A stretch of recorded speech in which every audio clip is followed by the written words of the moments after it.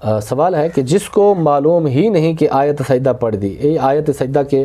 قرآن کریم کے اندر کیونکہ اللہ رب العزت نے 14 سجدے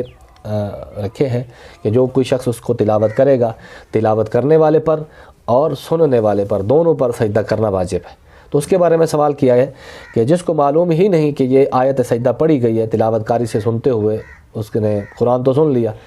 تو ہر ایک بندہ حافظ بھی نہیں ہوتا، ہر ایک کو پتہ بھی نہیں ہوتا کہ یہ آیت سجدہ ہے، اور حتیٰ کہ صاحب علم لوگوں کو بھی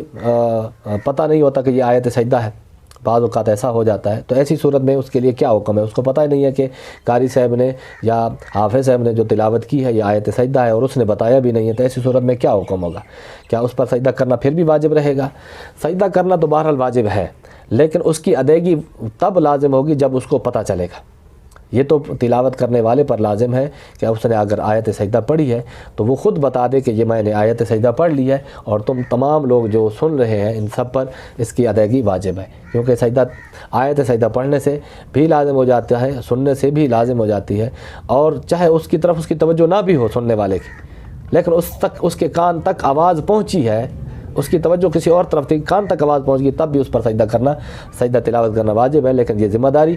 تلاوت کرنے والے کی ہے کہ وہ سب لوگوں کو بتائے۔ اس لیے علماء کرام فرماتے ہیں اگر ایسی جگہ پر موجود ہے کہ جہاں پر آپ تلاوت کر رہے ہیں کہ کچھ لوگ اگر آیت سجدہ سنیں گے تو سجدہ نہیں کریں گے، تو پھر اس آیت کو آہستہ آواز میں پڑھ لینا چاہیے، اتنے آواز کے ساتھ کہ اپنے کان تک آواز پہنچے تاکہ دیگر لوگوں پر سجدہ واجب نہ ہو۔ ہاں اگر مجلس موجود ہے، باوضو ہیں سارے، وہ پتہ ہے کہ میں آیت سجدہ پڑھوں گا، یہ سب کے سب سجدہ کریں گے، تو پھر سب اونچی آواز سے آیت سجدہ تلاوت کریں، سب لوگ سنیں، اور پھر اکٹھے جیسے کہ جماعت کے ساتھ ہوتا ہے اس طرح بھی سجدہ ادا کرنا چاہیں تلاوت تو اس طرح بھی ادا کر سکتے ہیں۔ اور جن لوگوں نے آیت سجدہ ابھی تک قرآن کریم کی تلاوت کی ہے ان کو پتہ نہیں چلا کہ آیت سجدہ بھی ہوتی ہے، تو وہ دیکھ لیں قرآن کریم جہاں پر سجدہ لکھا ہوتا ہے سائیڈ پہ، تو اس کے اوپر ایک لائن بھی لگی ہوتی ہے، انڈر لائن کیا ہوتا ہے، وہ آیت سجدہ ہوتی ہے۔ جتنی مرتبہ بھی آپ نے زندگی کے اندر اس کو تلاوت کیا ہے، قرآن کریم کے جتنے ختم کیے ہیں ہر ختم کے اندر 14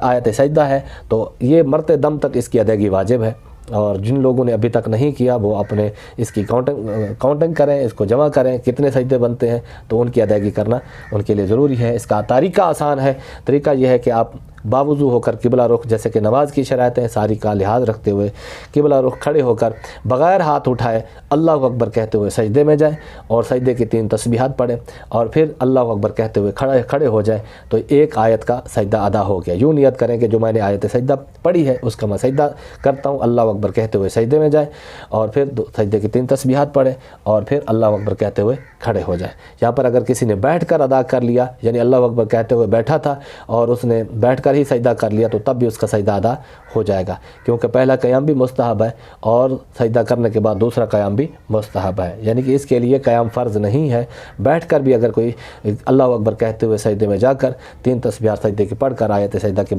کی ادائیگی کے لیے، تو تب بھی اس کا سجدہ ادا ہو جائے گا۔ واللہ تعالی اعلم بالصواب۔